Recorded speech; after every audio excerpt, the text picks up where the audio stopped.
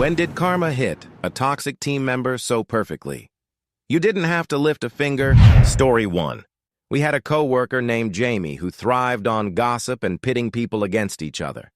She was a master manipulator, always smiling to your face and then planting seeds of doubt behind your back. Over time, she turned our small marketing team into a battlefield of passive aggression and mistrust. Most people just kept their heads down to avoid becoming her next target. One day, the company announced they were hiring a new department head.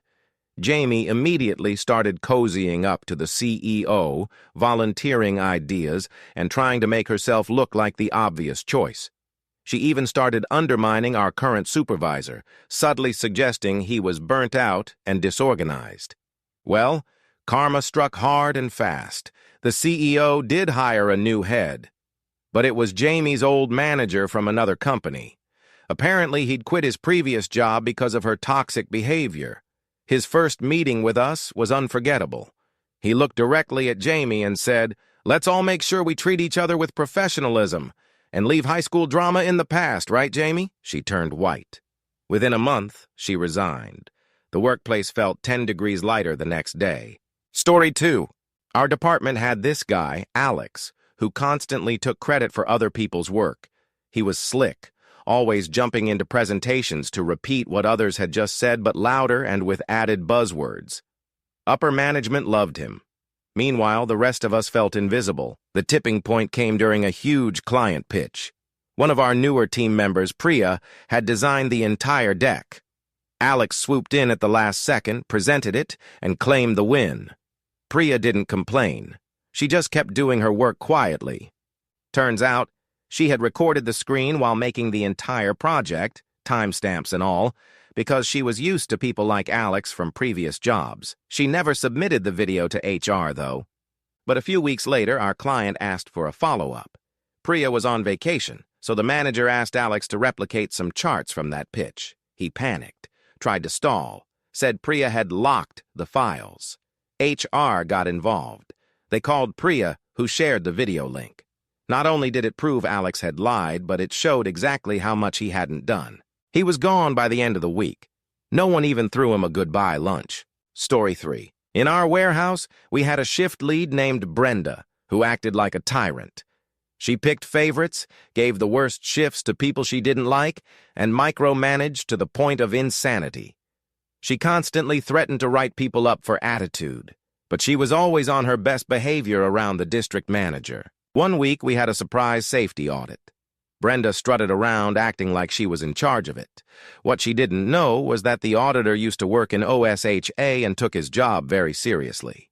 He watched her ignore a blocked fire exit, mishandle a forklift checklist, and tell a new hire to skip the gloves because we're low. He didn't say much, just nodded, took notes, and left. 2 days later, Brenda was called into a meeting. We never saw her again. When we asked the store manager what happened, she just said, "Turns out cutting corners doesn't pay. The best part? Our new shift lead was one of the workers Brenda used to bully." Story 4. In our software dev team, there was a guy named Todd who constantly threw people under the bus during sprint reviews. Bugs that weren't his? Well, Sarah coded that module, missed deadline. Dan didn't deliver the assets on time. Even if it was his fault, he'd spin it like a politician. No one confronted him because he was buddies with our team lead. They went way back. But karma works in weird ways. One Friday, the CTO attended a sprint review unannounced. Todd, not realizing he was on the call, made one of his usual scapegoating comments about our intern, implying they didn't understand the framework. The CTO chimed in with, "Actually, I personally mentored that intern last summer, and I reviewed their pull requests yesterday, and they're solid. Todd, let's set a meeting to go over your last 5 commits." By Monday, Todd was pulled from our team and reassigned to a legacy project with no visibility. Within weeks, he quit. No one missed him. Story 5. We had a coworker named Melissa who loved to create chaos. Her tactic? Whisper to people that others were talking trash about them, then sit back and watch the fallout. At first, it was subtle, team members being cold to each other, cliques forming. But eventually, two people almost came to blows in the break room because of something Melissa said. HR got wind of it and brought in an outside consultant to help with team dynamics. This consultant was sharp, didn't say much but asked a lot of questions. We had one-on-one interviews. I figured it'd be useless, but whatever. Turns out the consultant wasn't just there to mediate. She was a corporate investigator. Someone had filed an anonymous complaint, and Melissa's name kept coming up, over and over. One Monday, Melissa's badge didn't work. She was gone. HR told us she had violated the company's code of ethics. No one really asked questions. We just went out for lunch as a team that day, probably the most peaceful one in a year. Story 6. A guy named Mark joined our sales team and immediately crowned himself the alpha. He would cut people off in meetings, mock quieter co-workers, and literally printed out his commission leaderboard to tape on the wall. HR told him to stop, but he laughed it off, saying, "It's motivational." But his real toxicity showed when he started sabotaging other reps. Accidentally deleting leads from the shared CRM, manipulating data, and claiming other people's follow-ups as his own. None of us had hard proof, so we just documented what we could and stayed out of his way. Then one day, our biggest client complained about a bait and switch during contract renewal. The boss launched an internal audit. Turns out Mark had been falsifying numbers, inflating quotes, swapping SKUs, and faking follow-up calls, all to get short-term commissions. And the best part? He did it in his name only, assuming no one would ever check the details. He was fired on a group Zoom during our morning sales huddle. Effective immediately, HR let everyone witness it. We actually applauded. Story 7. Our graphic design team had a guy named Neil who considered himself a misunderstood genius. He talked down to everyone, rejected feedback like it was an insult, and constantly called co-workers amateurs if they didn't understand his vision. If you disagreed with him, he'd accuse you of suppressing creativity. We tolerated him because he was genuinely talented. But during one project for a high-end client, Neil refused to follow the brand guidelines. He said they were aesthetic poison and submitted a completely different version of the design. The client was furious. They emailed our creative director directly, demanding an explanation. Instead of defending Neil, the director sent both versions to the client, Neil's and the backup draft done by a junior designer who had stuck to the brief. The client picked the junior's version. Neil's work was described as pretentious and unusable. Neil didn't take it well. He made a dramatic exit, claiming we'd never evolve without him. 6 months later, the junior designer was promoted to lead. Neil's name became the punchline to a lot of quiet jokes. Story 8. We had a team member, Cassandra, who was the queen of weaponized incompetence. She'd volunteer for tasks, mess them up, and then act like the victim when someone else fixed them. "I'm just overwhelmed," she'd say, yet somehow had time to gossip and micromanage others. She especially hated our team coordinator, Rachel, and spread rumors that Rachel was abusing her power. Rachel, being a professional, never fought back. Then came a surprise. Our company announced internal 360-degree reviews, anonymous evaluations from peers, subordinates, and supervisors. Cassandra, thinking she was beloved, encouraged everyone to be honest. She got her wish. The results hit hard. Multiple anonymous reviews detailed her manipulation, laziness, and toxic behavior. HR pulled her into a coaching program. She lasted 3 more weeks before putting in her notice. She claimed it was to prioritize mental health, but we all knew karma just read her resume out loud. Story 9. Dylan, our IT lead, was the most arrogant jerk I've ever worked with. He'd mansplain the simplest things, roll his eyes during meetings, and would randomly change access permissions to test security, locking people out of critical tools. When questioned, he'd claim he was just being proactive. He especially loved to humiliate people with less tech knowledge, making fun of their questions in the company Slack with sarcastic gifs.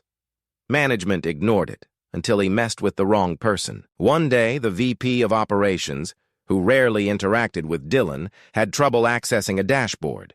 Dylan told her it was Probably user error, and didn't even try to help. She quietly escalated it to the CTO. The next week, we found out the CTO had reviewed 6 months of Dylan's activity logs. He'd been running unauthorized scripts and logging into people's accounts for maintenance. Huge security violation. He was fired on a Friday and escorted out. The entire IT team got mandatory cybersecurity retraining, and a new lead who actually treated people with respect. Story 10. There was a woman in our department named Talia who was obsessed with being the fun team member. Except her version of fun meant bullying new hires under the guise of teasing, oversharing weird personal details, and starting drama between coworkers like it was a reality show. When our newest intern, Marcy, didn't laugh at one of her crude jokes, Talia made it her mission to make her life miserable. Snide comments, exclusion from team lunches, even spreading a rumor that Marcy was reporting people to HR. Marcy never responded, just quietly did her job and kept to herself. What we didn't know was that Marcy's older sister worked in corporate HR and had heard everything secondhand. After an anonymous complaint was filed, HR sent in a rep to do a surprise culture audit. Multiple people independently brought up Talia. Some even had screenshots of her group chats. Talia was offered a choice: sensitivity training and probation, or resign. She took the latter, claiming the workplace had become too sensitive. After she left, we had an actual team lunch with Marcy. Story 11. Tracy, a senior analyst at our financial firm, had this smug superiority complex. She loved correcting people publicly and always acted like she was the smartest in the room. If a junior analyst made a mistake, Tracy would call it out during team meetings in front of everyone. No grace, no mentorship, just condescending advice. But the real problem was how she would swoop in at the last minute to help on projects and then take all the credit. Management ate it up because her name was always on the final reports. Then came a big client project. Millions on the line. Tracy did her usual thing, barely helped, slapped her name on the presentation, and strutted into the boardroom like she built it from scratch. Unfortunately for her, one of the slides contained a major miscalculation. And it wasn't just a math error. It had legal implications. The client's CFO spotted it instantly. Our manager panicked and started tracing who built what. The audit trail showed everything: version histories, comments, timestamps, every team member's contribution, and Tracy's lack of them. The fallout was brutal. She wasn't fired on the spot, but she was pulled from client-facing roles and demoted quietly. She still works there, just in silence now. Story 12. Our front desk administrator, Brian, thought he was untouchable. He'd been there for years and was close friends with the general manager. But Brian was mean. He made fun of customers under his breath, insulted co-workers when no one important was around, and manipulated schedules to punish people he didn't like. He especially hated our janitor, a quiet older man named Luis who didn't speak much English. Brian used to mock him outright, making fake accents and complaining loudly that Luis was slow. What Brian didn't know? The building owner came in once a month and spoke fluent Spanish. One morning, he overheard Brian making racist comments in the lobby. No warning, no meeting, just an email later that day saying Brian was no longer with the company. The new front desk admin, Luis's nephew. Story 13. I worked at a small architectural firm where one guy, Jared, always talked down to the female staff. If you were a woman, he'd ignore your input, second-guess your drafts, and joke that women just don't think in 3D. It was old-school sexism wrapped in smug arrogance. Jared's golden boy status came from being the lead designer on a new city project, a boutique office park. He bragged constantly about how it was going to make him famous. What he didn't expect was for a junior designer, a woman, to discover a massive miscalculation in the drainage design. It was buried deep in the schematics, and if uncorrected, would have flooded 3 buildings. She didn't even try to report it. She just quietly added a note and correction in the final submission. When the city engineers reviewed the plans, they flagged Jared for the mistake and praised her correction. The firm reassigned the project to her team. Jared, He was told he'd be focusing on internal design tasks going forward. Translation: desk duty. Story 14. At my old call center job, there was this girl named Sam who loved starting drama. She'd pit co-workers against each other, report people to supervisors over petty things, and start whisper campaigns anytime someone got praised. Her favorite tactic was lying to new hires, telling them made-up rules just to see them get in trouble. Most people just avoided her, but one new hire, Evan, had enough. He never confronted her, never argued, just smiled, did his job, and documented everything she told him. Turns out Evan was finishing his degree in organizational behavior and was using our workplace as part of his research project, with permission from upper management. 2 months later, he submitted a detailed case study, anonymized but full of screenshots, timelines, and patterns. HR used it in a leadership training module. Sam saw the slides and recognized herself. The next day, she went on stress leave and never came back. Story 15. Derek was our team lead during a software rollout. He didn't actually know much about the platform, but he compensated by blaming everything on incompetent juniors. Every bug was someone else's fault. Every delay, a lack of initiative from the team. But behind closed doors, he was lazy, skipped documentation, and ignored critical feedback. When a huge deployment failed, taking an entire client platform offline for a day, Derek immediately blamed Sarah, our most junior developer. But what Derek didn't realize was that Sarah had kept everything. She had emails, Slack threads, screenshots, and most importantly, the Git history showing Derek had overwritten her patch with his fix. She didn't even send it to HR. She just uploaded it to the internal ticket as part of the bug analysis. The director of engineering saw it, said nothing, and 2 days later announced a leadership realignment. Derek was removed from the team. Sarah? Promoted to technical lead 3 months later. Story 16. Jessica, our team's self-proclaimed queen bee, ran a passive-aggressive dictatorship in our nonprofit's outreach department. She didn't do much work herself, but loved assigning tasks, criticizing everyone's approach, and claiming credit if the result turned out good. Worst of all, she'd casually mention people's personal issues to others. Out of concern, of course. One day, she spread a nasty rumor about our most introverted team member, Liam, implying he was skipping work because of mental instability. In truth, Liam had been helping his mother through chemotherapy. The executive director overheard part of the gossip in the hallway and asked around quietly. Within the week, Liam was offered paid leave and direct project control once he returned. Jessica, meanwhile, was reassigned to cold-calling donor lists, a job she considered beneath her. She quit a month later, claiming she was wasted on small minds. We all just smiled and went back to working like adults. Story 17. At our ad agency, we had a copywriter named Vince who was notorious for being dismissive, especially toward interns. He would edit their work without explanation, mock their phrasing, and if anything was praised by a client, he'd slap his name on it. He loved to belittle people in open-plan meetings and say things like, "This industry's not for the thin-skinned." Then came a major pitch for a national brand. One of the interns, Maya, had written the tagline that ended up sealing the deal. Vince, as usual, tried to take credit. But this time, the creative director had seen Maya's original draft and knew the truth. During the project launch party, the brand's CEO gave Maya a direct shout-out in front of everyone. Vince stood there frozen, drink in hand, as everyone turned to clap for her.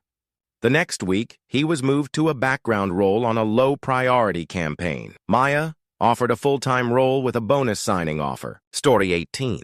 Reggie worked in procurement at our hospital and made everyone's lives miserable. He routinely delayed orders, then blamed it on others. He was condescending to the nurses, short with techs, and went out of his way to ignore non-decision makers. He was all about politics, never about helping. Then one day, Reggie accidentally delayed a shipment of pediatric supplies, not toys or snacks, but actual medical equipment. A child had to be transferred because of it. The head of pediatrics raised hell. An internal investigation launched. Reggie tried to gaslight everyone, claimed he was never told, the system glitched, etc. Too bad IT logs showed he received 3 emails and clicked mark as read every time. He was fired by the end of the week. Nobody said goodbye. The next person they hired? A former nurse with zero ego and a color-coded spreadsheet system that actually worked. Story 19. In our university's research lab, there was a grad student named Ethan who loved playing politics. He'd manipulate experiment results, sabotage other students' work by accidentally deleting files, and brown-nose the head professor shamelessly. He once whispered to a PhD candidate that her thesis draft was embarrassing, just hours before she presented. Everyone suspected him of being shady, but he was careful, until he wasn't. He submitted a paper with falsified results to a major academic journal and listed the professor as a co-author without permission. The professor found out after the journal asked him to verify his contribution. The fallout was spectacular. Ethan was publicly disavowed, blacklisted from any future lab work, and his candidacy was terminated. The girl he tried to rattle? She later published a real paper, with the professor's full support. Story 20. Marla worked in HR, which made her power games even worse. She used confidentiality as a weapon, hinted at disciplinary actions that never existed, and always made sure everyone knew she had the final word. She especially disliked anyone who questioned her decisions, labeling them problematic. One day, a well-liked employee named Connor called her out, politely, for denying PTO requests inconsistently. She escalated it, accused him of being disrespectful, and submitted a formal complaint, but Connor had been tracking every denied and approved request on a spreadsheet. He submitted it to the ethics hotline with timestamps, policy links, and side-by-side comparisons. The result? Corporate sent in an external HR auditor. Within 2 weeks, Marla was let go for restructuring. In her place came someone actually empathetic. Connor never gloated. He just updated the PTO calendar and added color coding. Story 21. At my last job, we had a training supervisor named Dale who ruled with passive aggression. His favorite move was to clarify things by CCing your manager and writing long-winded emails that implied you were incompetent, even if he was the one who caused the mistake. He thrived on technicalities and weaponized policy documents like a lawyer with a grudge. When a new group of hires came in, Dale started overloading one woman, Clara, with tasks that weren't even part of her onboarding. She politely asked for clarification, and Dale sent back a condescending email with a full training schedule that implied she was struggling to keep up. What Dale didn't realize was that Clara had worked in compliance at her last company, and she knew labor law better than he ever would. She didn't push back or escalate anything, but someone else did. Turns out Clara's best friend worked in our corporate compliance office and flagged Dale's custom training plan as a potential labor violation. A week later, Dale was placed on leave pending policy review. He never came back. Clara? She now writes the onboarding curriculum. Story 22. Tom was the kind of guy who thought being loud and sarcastic made him a leader. He constantly interrupted meetings, rolled his eyes at any suggestion he didn't like, and called his coworkers soft if they ever raised concerns. Worse, he bragged about crushing deadlines while leaving his team to do the real work. When our company introduced a peer-based performance evaluation system, Tom laughed and said it was HR fluff. Everyone else? We told the truth. What we didn't know was that the evaluations were directly tied to upcoming promotions and bonuses, and Tom's team, all of whom he had belittled for months, didn't hold back. The final straw came during the year-end review when his manager said, "Your peers rated your collaboration skills as the lowest in the department, so unfortunately we'll be reallocating your leadership responsibilities." Translation: stripped of title, no raise, and reassigned under someone he used to mock. Tom didn't last another quarter. Story 23. Our frontline restaurant supervisor, Lana, was toxic in the quietest way. She never screamed or cursed. She just smiled while throwing you under the bus. She'd misreport hours, change your shift last minute, and blame miscommunication. New hires often quit within weeks because of her. But Lana made one fatal mistake. She targeted Carlos. Carlos was our line cook, humble, kind, and excellent at his job. English wasn't his first language, so Lana thought she could get away with blaming late orders and inventory errors on him. When health inspectors came and noticed inconsistencies, she said Carlos refused to follow policy. Turns out, one of the inspectors was Carlos's cousin. She didn't say anything, just submitted her report. A week later, regional management reviewed security footage, kitchen logs, and interview transcripts. They found out Lana had been falsifying data to avoid blame.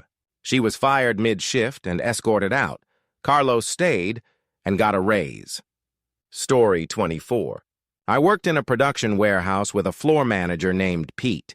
Pete loved motivating the team by pointing out their flaws. He'd shout across the room, call people lazy, and threaten to write you up if you didn't match his impossible pace.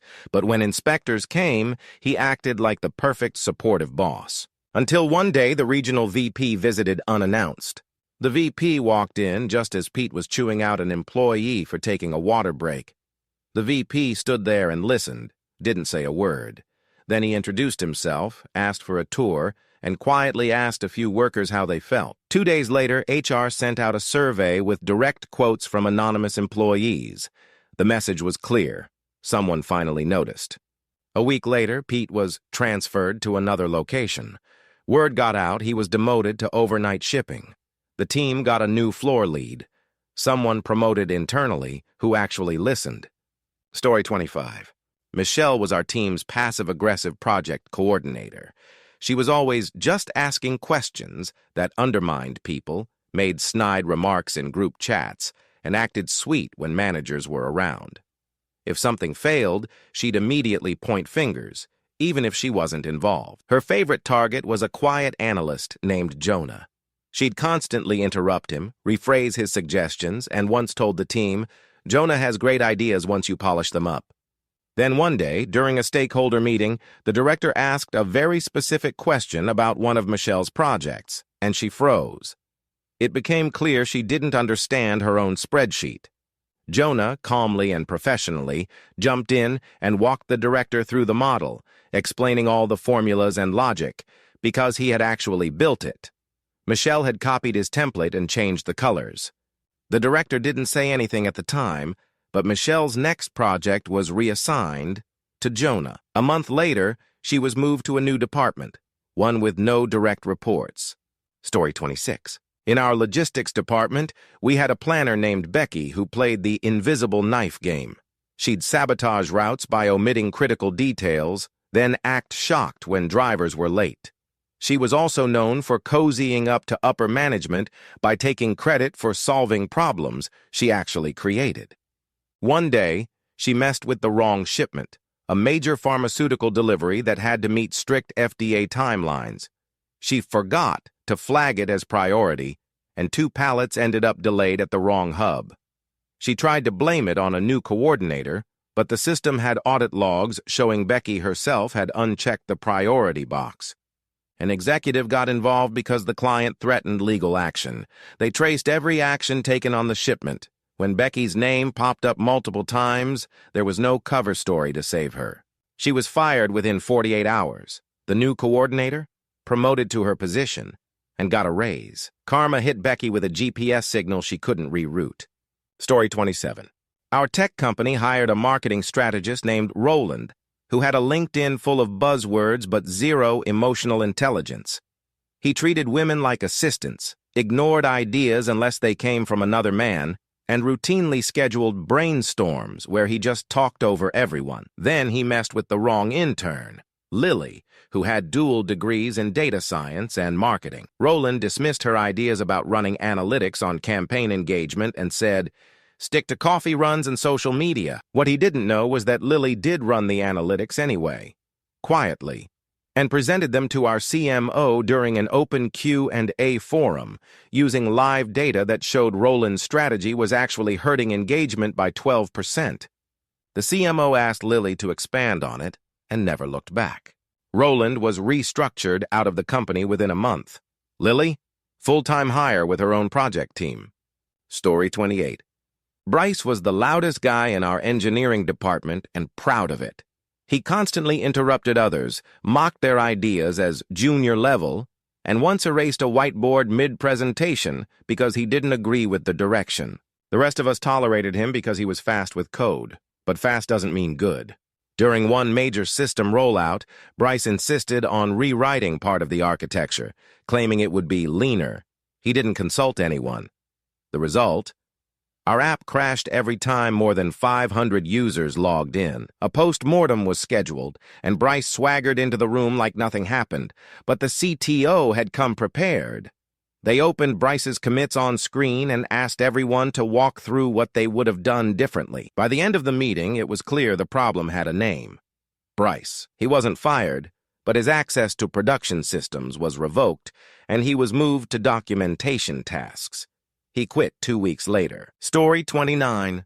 In our consulting firm, we had a senior associate named Erin who thought she was the puppet master. She loved to whisper suggestions to partners behind closed doors, subtly sabotage other teams, and take credit for fixing things that only needed fixing because of her interference. She particularly targeted another associate, Theo, who was newer but rapidly gaining respect. Erin started spreading rumors that Theo was unreliable and hard to manage. She even emailed a partner mid-project claiming he was missing deadlines. What she didn't know, Theo had BCC'd the project manager on every email for weeks, sensing something was off. When the partner asked for a performance review, the manager came prepared, with every timeline, thread, and delivery log. Theo looked like gold. Erin looked like a saboteur. She was invited to pursue other opportunities by month's end. Theo made senior associate 2 quarters ahead of schedule. Story 30. Oscar was the self-declared king of our customer support center. He'd pick on junior reps, joke about customers with strong accents, and once mocked a disabled coworker's speech pattern behind their back. HR was aware but never had a smoking gun. That changed when a new policy required recorded QA evaluations to be randomly reviewed by corporate. Oscar, thinking no one would ever hear them, left snarky comments on every ticket. Too dumb to reset their router. Karen alert. Next time, don't let your dog chew the modem. Unfortunately for him, one of the corporate QA analysts was the daughter of a disabled veteran. She flagged the entire batch. Leadership launched a full review of Oscar's logs. 60% of them were annotated with inappropriate remarks. They didn't even tell him he was being fired until after his shift. His badge didn't work the next morning. The team, quietly relieved and finally at peace. Story 31. Carla, the lead receptionist at our vet clinic, had one mission: to make herself look like the only person who knew what she was doing. She belittled newer staff, acted superior toward the vet techs, and had a habit of losing appointment notes from anyone who didn't kiss up to her. Her favorite victim was Jacob, a part-time receptionist studying to be a vet tech. Carla made him do all her closing tasks while she took credit for his organization skills with management. Then, one day, Jacob got a call from the clinic's owner. They were expanding and wanted him to help train the new front desk team. Carla wasn't even informed about it. Turns out, the owner had been secretly reviewing phone recordings and checking appointment audit trails. Jacob's name kept coming up, correctly logged and professional. Carla? Multiple errors, and even a few missed urgent follow-ups. She was offered a soft exit and took it. Jacob now trains all front desk staff and has her old desk. Story 32. We had a recruiter named Todd who treated hiring like a power trip. He'd delay candidates for weeks, ghost people mid-process, and bragged in Slack about screening out the week. He especially liked messing with internal referrals, probably because it gave him a sense of control over colleagues. One day, he delayed a referral from our engineering director for nearly a month, giving bogus reasons like red flags in tone and low energy on call. What Todd didn't know, that candidate was the director's former colleague and a scheduled speaker at a tech conference our CEO attended. The CEO had a casual chat, was impressed, and asked why he hadn't been hired yet. The director explained everything. Within 24 hours, the candidate had an offer, and Todd had a meeting with HR. By the next hiring cycle, Todd's desk was cleared. No explanation given, just a posting for talent acquisition specialist. Replacement. Story 33. At our marketing agency, Zoe was the creative visionary. Translation: she refused to compromise, hated collaboration, and mocked every suggestion that wasn't hers. Her favorite insult was basic, and she used it constantly, especially against our junior designers. She often changed slide decks last minute before big pitches, usually erasing hours of someone else's work without warning. Then came the client pitch that mattered, a 7-figure account. Zoe completely ignored the client brief, made a presentation that focused on disruption through color, and deleted all the audience data slides the junior analyst had prepped. The client hated it. In fact, they asked to see the original version they'd seen a preview of, the one Zoe had deleted. Luckily, that analyst had saved it separately. It was shown on the spot. The client signed, on the condition Zoe wasn't their point of contact. The agency moved her to internal creative review. She now builds mock-up templates, in silence. Story 34. Randy was our team's data guy, or at least that's how he introduced himself. In reality, he was a spreadsheet cowboy who made everything overly complicated so no one else could understand it. If you asked for help, he'd lecture you about learning to think analytically. He was especially rude to Jen, a new hire in accounting, calling her questions remedial in front of the team. Then came a quarterly audit. Randy's forecasting model, the one he'd hyped up for months, was wildly off, like 6-figure loss off. Everyone braced for a nightmare. But Jen? She quietly submitted a simplified model she'd built in parallel because she didn't trust Randy's logic. It was accurate down to a few $100s. Leadership was stunned. Jen got praise from the CFO. Randy tried to explain his error as a theoretical oversight. A week later, he was reassigned to data cleanup projects. He stopped calling anyone remedial after that. Story 35. In our publishing company, we had a senior editor named Denise who thought sarcasm was a leadership style. She openly mocked freelancers, rejected ideas with no explanation, and told one junior writer she'd never make it in real journalism. She also had a habit of killing stories just because she didn't like the author. Then one day, she rejected a pitch from a part-time contributor, not realizing the writer had a growing following and personal blog with thousands of readers. The contributor posted the rejected article on their blog. It went viral. National attention, interviews, even an influencer campaign launched around it. Our editor-in-chief was livid, not at the contributor, but at Denise, who had dismissed the pitch out of spite. Turns out this wasn't the first time she'd buried strong ideas. She was quietly demoted to fact-checking. The junior writer she mocked, given a new column. Denise now edits listicles. The irony isn't lost on anyone. Story 36. Maxine was our department's self-appointed watchdog. She wasn't a manager, but she acted like one, documenting everyone's breaks, gossiping to supervisors, and exaggerating every minor mistake. She'd tell you how to do your job, then run off to report that standards weren't being upheld. Her crowning moment came when she claimed a coworker, Brianna, had falsified her timesheet by clocking in a few minutes early multiple times. She emailed HR directly, copying managers for good measure. What Maxine didn't know was that HR had recently upgraded their time system and added geolocation tracking. Turns out Maxine was the one clocking in early from the parking lot, often over 30 minutes before entering the building. That's time theft. HR launched a quiet investigation. A week later, Maxine was walked out. No warning, no goodbyes. Brianna got a formal apology and a gift card from management. Story 37. In our architecture firm, Darren was the office know-it-all. He constantly interrupted client meetings, redlined colleagues' blueprints without asking, and mocked interns openly during team reviews. But because he landed one big client early in his career, management gave him way too much rope. He often ignored building codes, insisting his vision mattered more than bureaucracy. He called permits just paperwork. Then, a luxury townhouse design he pushed through was flagged by the city for major violations. Ceiling height issues, stair measurements, even illegal window placements. The firm launched a full compliance review. Darren tried to deflect blame onto the junior architect who had handled modeling. Too bad every drawing had a digital signature, and Darren had wiped out the changes after approval. The firm lost the project. Darren lost his license. The junior architect promoted and now leads a new compliance-first division. Story 38. Sandra was the culture warrior of our HR team. Except it was all talk.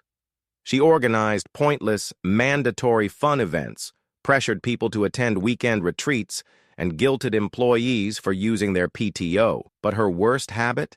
Publicly shaming anyone who pushed back on her initiatives. When someone mentioned burnout in a survey, she called an all-hands meeting to address negativity and ranted about toxic attitudes. People were scared to speak up after that. Then a new regional HR director came in and introduced anonymous wellness assessments. The results were brutal.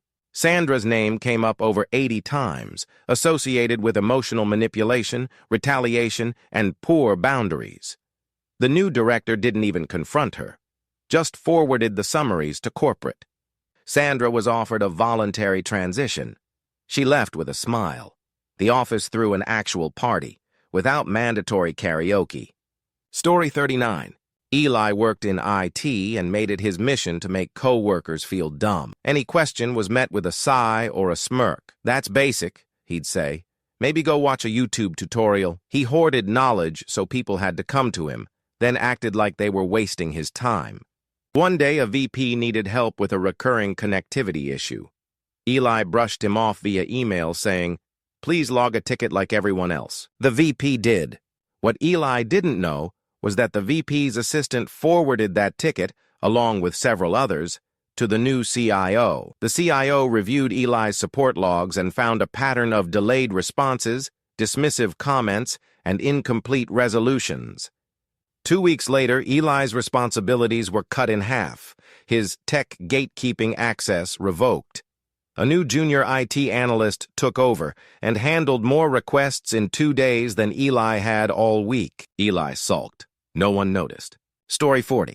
Vanessa was a paralegal in our firm who acted like a gatekeeper to the attorneys. She filtered communication, misfiled documents on purpose to make others look bad, and blocked junior staff from getting recognition. She saw herself as the firm's backbone and made sure you knew it. But one junior case manager, Aisha, had enough. She didn't retaliate or go over Vanessa's head. Instead, she quietly logged every misfiled motion, wrong date, and missing email that had caused delays. Months later, during a massive case review, one partner asked why a simple hearing had been delayed 4 separate times. Aisha handed over a well-organized document trail. Every missed deadline had Vanessa's name all over it. The partner didn't raise his voice, just said, "Thank you, Aisha," and left. Vanessa was transferred to records. No client access, no inbox privileges. Aisha now coordinates client communications directly. Story 41. Evelyn was our team's unofficial drama queen. She loved to spread rumors, pit co-workers against each other, and complain endlessly about how unfair everything was. Her favorite tactic was to stage accidental, overheard conversations, then play the victim when confronted. She was particularly harsh to Miguel, who kept to himself and avoided conflict. One day, Evelyn started whispering that Miguel was stealing credit for team ideas, but Miguel didn't fight back. Instead, he documented every project meeting, noting exactly who said what and when. When the team lead called a clarification meeting, Miguel presented his detailed notes and emails, calmly dismantling Evelyn's accusations. To everyone's surprise, Evelyn's own communications surfaced, showing her fabricating emails and twisting facts. Within a week, Evelyn was reassigned to a different department, far away from our team. Miguel stayed, quiet, steady, and respected. Story 42. Our sales team had a guy named Rick who was all about self-promotion. He'd interrupt calls to take credit, dodge responsibilities, and constantly belittle junior members.